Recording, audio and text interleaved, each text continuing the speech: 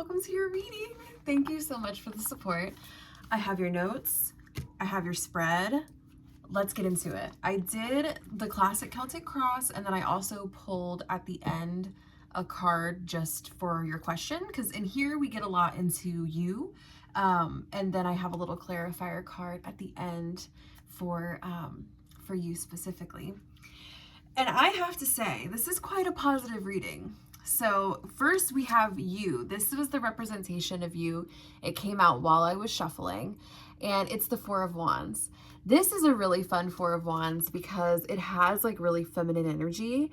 It's very celebratory. It really embodies the part of Four of Wands because it can be about marriage, but it's also about celebration. It's about homecoming. It's about not just being like in a couple, but being in your tribe with your lover, which I think for the phase of your life that you're in right now is super beautiful. That's a really great feeling.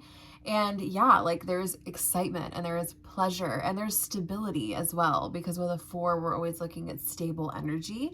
That's why it's often associated with marriage, because it's like, okay, yes, I'm settling down, but also I'm really happy about my connection, not just with my direct partner, but with the family that I inherit or that I come home to and all of that. And then your challenge is surprisingly Eight of Pentacles. And the message that I got right when I pulled it was the feeling that you may not be feeling productive enough, which does relate a little to your question, am I doing enough? You know, am I participating in a way that's useful for the universe? But I'm also feeling, because it is that pentacle energy, pentacles are also about our body. They're about our home. They're about the work that we produce. And with the Eight of Pentacles, we're often talking about things like creativity. In Eight of Pentacles, usually you're in an apprenticeship, you're learning a new skill, and you're working really hard to master it so that you can put that skill to work for you. And seeing it in the challenge position can mean a few things. It can relate directly to like your job, like not feeling like your work is being noticed, or not feeling good at it yet, or not feeling like you're participating in that way. And then on a bigger scale, it can also mean like, am I contributing enough to the world? Am I being of service enough? Because think about it, like the earth signs that we think of when we think of like service, Virgo, Taurus, like that energy is like, oh, what can I do for you? And totally ignores the self, right? That's like kind of one of the things about Earth, is that she keeps giving and giving and giving, right? Like the planet keeps giving and giving no matter how much we take, because that's what the planet does. So with Pentacle energy, we can be embodying that give, give, give. And so when I see like an Eight of Pentacles in the challenge, I'm seeing this question of like, is it enough? Am I giving enough? And then what area of your life, I mean, it seems like it's kind of spilling into all areas, because we're going to talk about some other energy later where it's like this core feeling. But I will say, as far as challenges go, having a nice little Eight of Pentacles laying over the Four of Wands, not too crazy. It's not a bad omen. It's like a kind of a fun challenge in a way, and a place to direct your energy. So let's talk about, we'll go into your past, because here we have this hot, sexy silver fox, King of Pentacles, in the reverse. And we're looking at the past. Often with kings, it can be a person, so maybe there's a person that's coming to mind, but it's also often an energy. And in the patriarchy, we can always look to any patriarchal influences when we're talking about kings. And the King of Cups reverse is an emotionally immature masculine energy. A masculine energy that cannot show up in a way that's healthy for themselves or you. And I see you moving away from that because it is in the past position, but in the reversal, we're often dealing with kind of the repercussions or the ripples or the echoes of that in our life. It may be that it is still on our mind, or, you know, not just on our mind, because we're going to talk about the swords in a minute, but also like in our emotional sphere, you know, because when it's a cup energy, it's really about our emotions. So even if this is talking about like a person or a situation that is emotionally immature, it also impacted you emotionally. And so that is in our emotional body and in our past, congratulations. Like, it can go either way. It can be like, I broke up with this dude because of blah, blah, blah. Or it could be like you making the internal decision that I am not going to participate in that kind of dynamic anymore, participate in that energy. I am leaving this behind. And this could be your own patriarchal notion about what masculinity is, because as you know, magical creatures, we're always integrating both. And so how people treat us can often just teach us how not to treat others, no matter their gender or how they're presenting or what role they play in your life. With a king, we're looking at a daddy, okay? That's usually the role they play. Plenty of women and non-binary people in this world are a daddy, so it doesn't have to be a man. But you know, when you move out of like essentially emotional oppression, you make space to be more emotionally free. And that's the chapter of your life that you're moving into when you leave that King of Cups behind. King of Cups reverse specifically. And let's look, I don't want to move right on to the future because I do want to talk about your strengths and what you need to focus on. First, I'm going to talk about your strengths because I think it's really beautiful. Another wand, very fiery. You have some delicious fiery energy in your reading. And this is the Three of Wands. Three of Wands is plotting. She's going surfing, right? And I thought this was interesting because we're talking about like, oh, I traveled like over the pond, you know, like this king is very watery. And as far as fire cards go, like this chick has a surfboard, you know what I mean? Like she's going swimming. So it's very much like the Three of Wands is about travel, not in the same way that like the World card is, but it's very much like I'm about to go on this journey. Let me check out the waves and let me make a plan, make a plot so that I can move into my future. And as your strength, like this thing that you can do where you can just manifest, it's not like how some people snap their fingers. Because some people that snap their fingers, they don't really know what they're going to get on the other end of that. You know what I mean? Like manifestation is not always like point A to point B for everyone.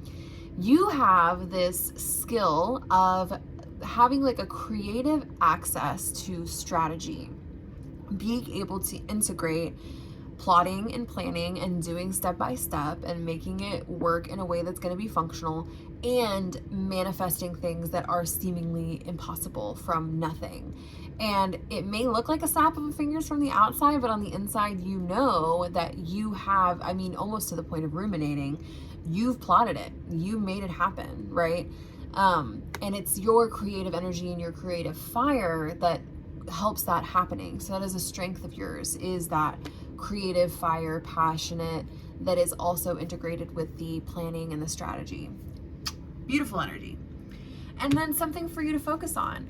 And I want to think about this in the context of the challenge card as well, because we were thinking about like, am I contributing enough?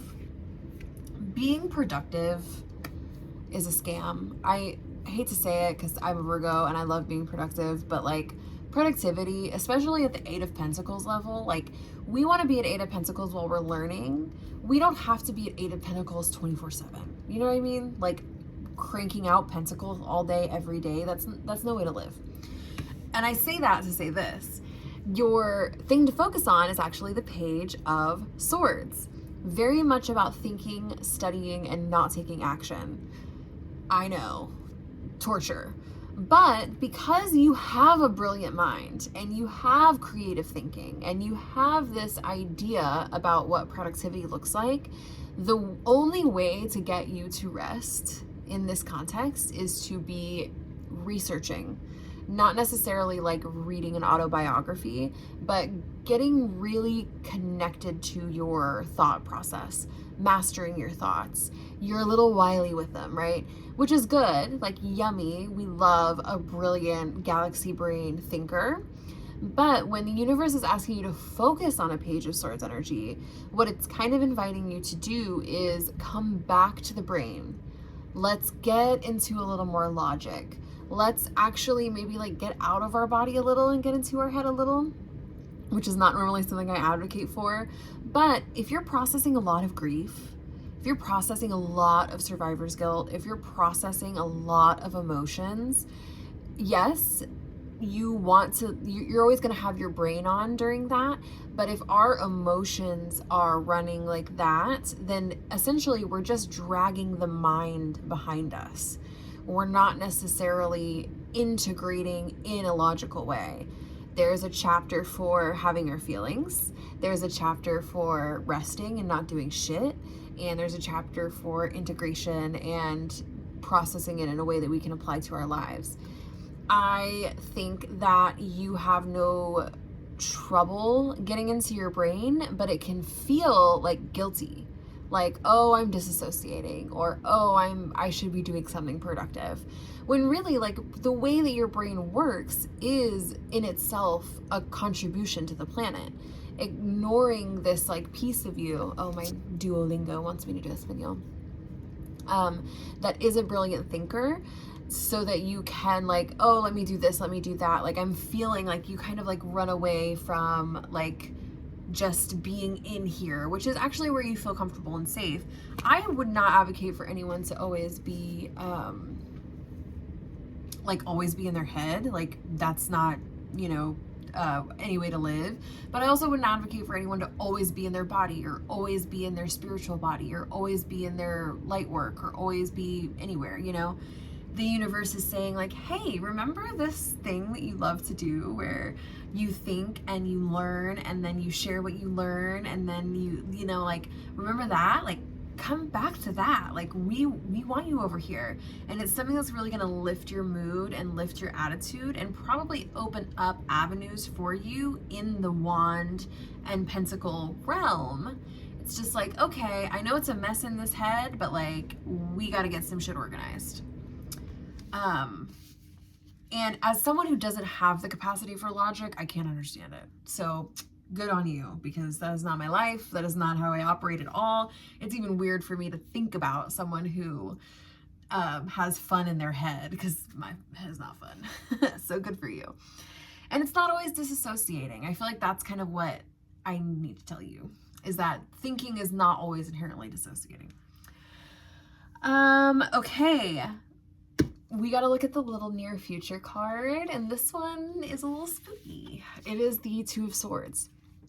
What I love about the Two of Swords is that it's not just about making a choice, which it is about this dichotomy that we're forced into when we have rigid thinking, because the world, the society that we're in benefits from our rigid thinking. These two swords are like pulling us in either direction. I like the crows in this because it represents kind of the chaos of that. In like the Rider-Waite-Smith deck, like, it's very peaceful. I've never experienced a Two of Swords moment to be peaceful in the way that it is represented in that deck. This is usually what a Two of Swords feels like. Should I think this or should I think that? Should I choose this or should I choose that? Am I this person or that person? Is this person this or that? Very much like, it's a little chaotic, right? And it also depends on the mind that you start from, because the swords are the mind. So you can look at where Mercury is in your chart to see how these choices are, you know, reflected for you in any of the aspects to your Mercury. That's how you're going to relate to your swords. And here's the dill pickle. When you look at the Two of Swords, you realize that she is, oh no, my light died. I think you can still see me though, right? Sorry, here, we can actually move this one over a little bit. I know it really doesn't make that much of a difference, but oh, this one's like really bright. I guess we don't need it. I just kind of want to look pretty. That's a little better. So with the Two of Swords, she has a blindfold on. And that's so funny that that's when the light went off. If she were to take her blindfold off, she would see that there are many options around her, and there's a whole sky. It's not just that there's two crows. It's not just that there's two swords. We have all of these different avenues available to us. And so what I see in your near future for this placement and for this card is that there is going to be a choice presented to you, right? And there's, I mean, you're kind of already thinking like, should I feel this way or should I feel that way? But there's going to be like a choice presented to you where you feel really narrowly like boxed in to one or the other. And the invitation from the universe is to realize that there are many options available to us. Beware of two choices. There is never two choices. There are always hundreds of thousands of elegant solutions, which we're going to talk about more in our little column here. Let's talk about our advice. Speaking of millions of abundant solutions, you have the Ace of Wands here. The Ace of Wands is a creative, fiery, magical capacity for using your imagination to create your own reality. Whoops. And I understand this, like, you know, manifestation has gone too far online, because if we could really create our reality, then everyone would be in a better position than they are, right? Unfortunately, manifestation is not like a baking recipe. There's a lot of other things that go into it. So I understand, like, oh, I don't want to be like cognitively dissonant about the gifts that I have, you know, or the blessings that I have received. But I would invite you to realize that one of the reasons that you're able to access that is because you tap into your fire and you make it happen and you burn everything else down. And I think the advice in that is to acknowledge and touch in with your creativity and your fire and process your emotions with creativity. And in your environment, I have the Three of Cups. So I really hope that wherever you are, you have feminine, secure relationships, you have friendships, you have a little sex cult, you have everything that you need to feel safe in your friendships. And because it's in the environment placement, I am going to assume that you do. And if you don't, it's time to cultivate that. And in these relationships, express gratitude. Look out for the places where your immediate community can nourish you, because that's what community does. We get the honor of nourishing our community, and then they get the honor of nourishing us back. And in the hopes and fears placement, we have the world reversed. This is where we're really getting into the nitty gritty, because the world is saying, I have done the thing, right? Literally, it's so funny. Like, literally, I traveled somewhere, I reached a goal. Like, that's what the world is always saying. I completed my task. I'm safe now. Like, I have completed that whole chapter. And then, you know, the major arcana starts again. So when we see it in reverse, what we're seeing is like, I don't feel like I'm done. I don't feel like I'm safe. I don't feel like the chapter is closed. And I feel like there's still more to do in this. The intuitive message that I'm getting is that you are welcome to process any feelings that you couldn't have when you were in motion. So all this wand stuff that you have, 4 of Wands, 3 of Wands, Ace of Wands, go, go, go. That's not a time for you to like sit there and be like, I feel blah, blah, blah, right? So now you're feeling it, right? What your challenge is like, okay, let me balance how much I'm processing emotionally versus how much I'm thinking forward and researching about how to help, right? Which is what we got with your, what was the placement for this? What to focus on, like, you know, get into your research, get into your study, get into your brain, right? Balancing that with the processing of this end of a cycle, and also with that 3 of Cups, celebrating it, giving yourself like some kind of ceremony or initiation so that you can, as I would do it in community if you can, so that you can step over the threshold and understand that you have done it and it's okay to feel safe now. Shake your body. And then we have your outcome, and this is so romantic. We have the Knight of Cups. So of course I see your lover. I see a divine counterpart for you. I see a little fuckboy that is like so ready to please and romance you. You know, like divine, like cutesy, very much like kind of naive, but ready to play.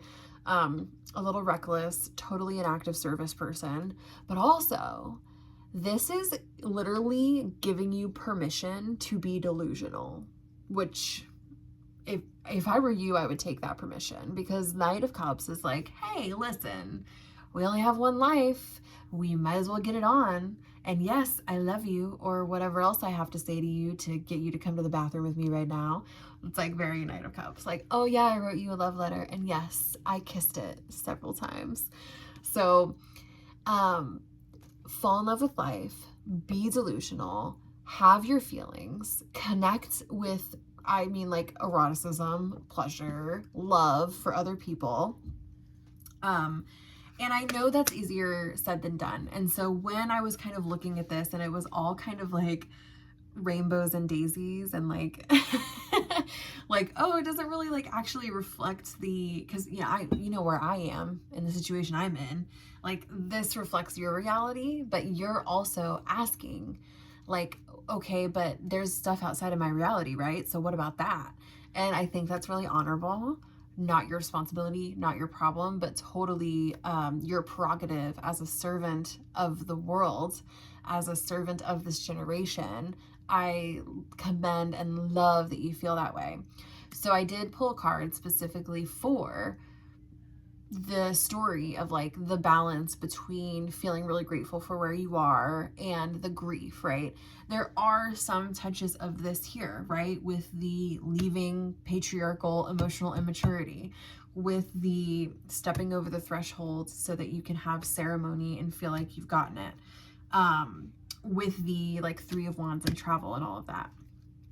But what I got for pulling a card just on the question was the Star reversed. So with the Star reversed, so like when we get the Star upright, we get like a healing energy. Like, we are healed, we're connecting to spirit. When we get the Star reversed, we feel like we are unhealed. And the message that I got when I pulled this is to let your heart break. And I've been working through some heartbreak stuff in some of my sessions, like in my like emotional support community.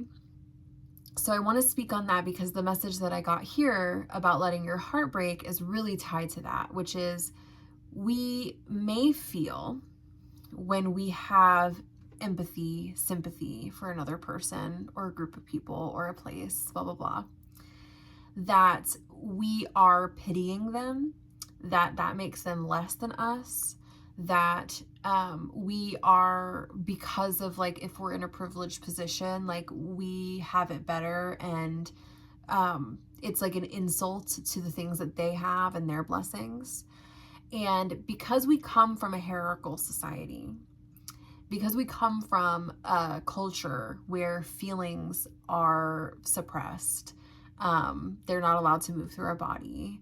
They are so contradictory to the story that we have about what humans are. Like, when we feel our emotional world and we look at society, we're like, wait, that's not conducive, right? Because of all of those things, we sometimes will like, oh my God, you're gonna hate this, or maybe you'll love it. It's like the heartbreak is the orgasm, and the thing that we do is we edge before we can release. So we won't let our heart break because we don't want to climax, quote unquote. We feel like it, and also, I mean, there's so much grief in that. Like, we think like, what would happen if my heart broke? You know, usually when heartbreak happens, it happens to us without our consent, right? And so when we're approaching something like my heart is going to break, we run away from that and we pull back from that, and we don't want to feel the release of that. And the truth is about heartbreak is that it happens all the time, whether we are acknowledging or not. There is a process of breaking down happening in our heart, just like the fungus is breaking down the corpses in the forest. The world and society and the human condition is breaking down our heart, and we have the option to let that happen. And in addition to focusing on the positive and letting yourself feel your feelings, you now have permission and can just let your heart break.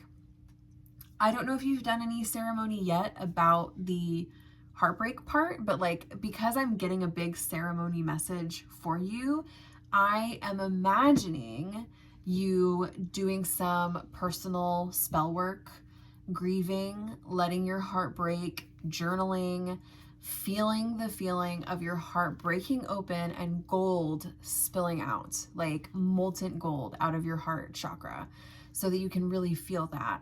Because the truth is, it's heartbreaking. That's the thing. Have you ever seen... Hold on, let me get some water.